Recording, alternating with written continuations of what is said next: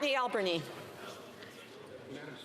In June, I asked the parliamentary budget officer that if we got rid of the carbon tax and we go towards subsidies and regulations, or we try to do nothing, what would happen? And if the U.S., who's made it clear that there would be a border carbon adjustment, and what would that be, the impact that would have on 8 in 10 Canadians? He cited that it depends exactly what is done in place of the carbon tax.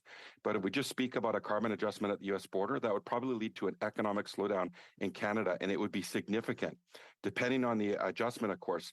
But he said it's not unthinkable that this would be this could lead to negative impacts on sectors that are more energy intensive. And he said it would drive up inflation in the U.S., and in Canada, it probably have the opposite effect. It would act as a depressor on economic activity and on prices. So it would be the opposite impact, or the effect, which is not much better. This is what he cited. In fact, you could say it's worse because it would depress economic activity. So my question to my colleague is, she ran on a price on pollution. As my colleague knows, I'm always trying to work on solutions. What are they proposing in place of a carbon tax to ensure that Canadians don't get the impact from a carbon adjustment at the border with the US, the UK, and the EU? Honourable for Peterborough-Kawartha. Thank you, Madam Speaker. I would ask the member opposite and all the members who asked this question if they've visited a farm lately.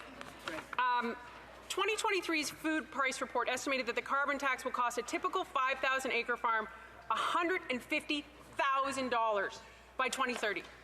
Anybody who visits a farm knows that farmers are stewards of this land. They are the most innovative, the most creative, the most environmental friendly. They have all the technology. They know what to do with the land because they are the stewards of the land.